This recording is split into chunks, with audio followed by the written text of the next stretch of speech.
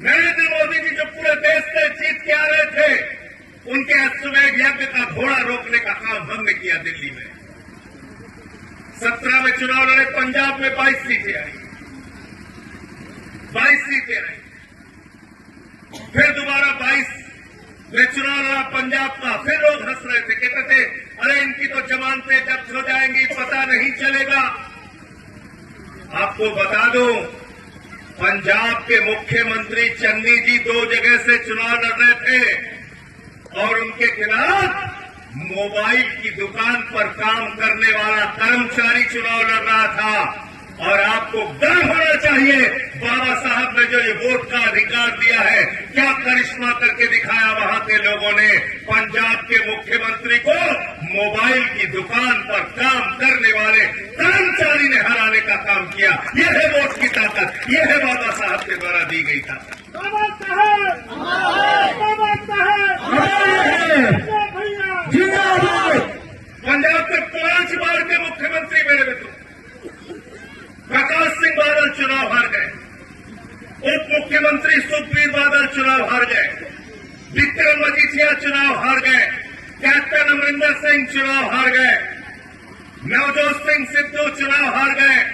बड़े से बड़े नेता धराशायी हो गए पंजाब में, क्योंकि जनता ने, आम आदमी ने तय किया कि हम लोग झाड़ू चलाएंगे, राजनीति की गंदगी को साफ करेंगे, अपने वोट के अधिकार का, बाबा साहब के द्वारा दिए गए अधिकार का सही इस्तेमाल करेंगे।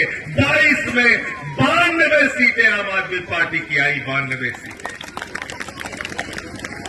मैं ये बताने आया हूं आपसे, आज वही दृश्य मुझे यहां देखने को मिल रहा है। बहुत सारे ऐसे लोग हैं जिनके पांव में चप्पल नहीं है, बहुत सारे ऐसे लोग हैं जो मजदूरी करते हैं, बहुत सारे ऐसे लोग हैं जो किसान हैं, लेकिन सबकी आस्था बाबा साहब डॉक्टर भीमराव अम्बेडकर जी के द्वारा लिखे गए संविधान में है। और वो संविधान हमको कहता है कि बाबा साहब ने वोट के मामले में राष्ट्रपति से कहा आपका वोट एक होगा, प्रधानमंत्री से कहा आपका भी वोट एक होगा, विधायक और सांसद से कहा तुम्हारा भी वोट एक होगा, गांव के मजदूर को कहा तुम्हारा भी एक वोट होगा, दलितों का, पिछड़ों का, आदिवासियों का, मुसलमानों का, सिखों का और ईसाइयों का, सबका वोट एक होगा, 2 किसी का नहीं गिना जाएगा। ये अधिकार डॉक्टर बाबा साहब भीमराव अम्बेडकर जी ने देश की जनता को दिया, ये हमें कभी नहीं भूलना चाहिए।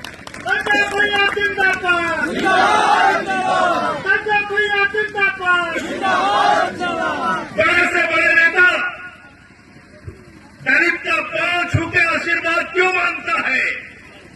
क्योंकि वोट की ताकत है। आदिवासी समाज के लोगों के सामने प्रधानमंत्री और मुख्यमंत्री सर क्यों झुकाता है? क्योंकि वोट की ताकत है। पिछड़े वर्ग के लोगों को नमन करके उनसे वोट क्यों मांगता है? क्योंकि वोट की ताकत है।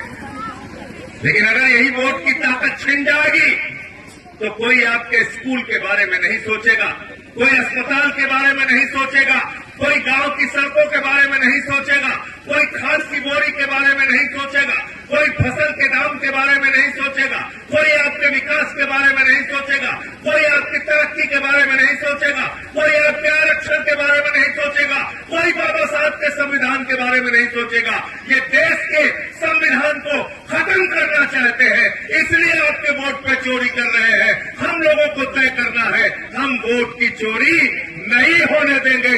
हाथ उठा के बताओ, वोट चोरी के खिलाफ लड़ोगे कि नहीं लड़ोगे? हाथ उठा के बताओ। लड़ेंगे।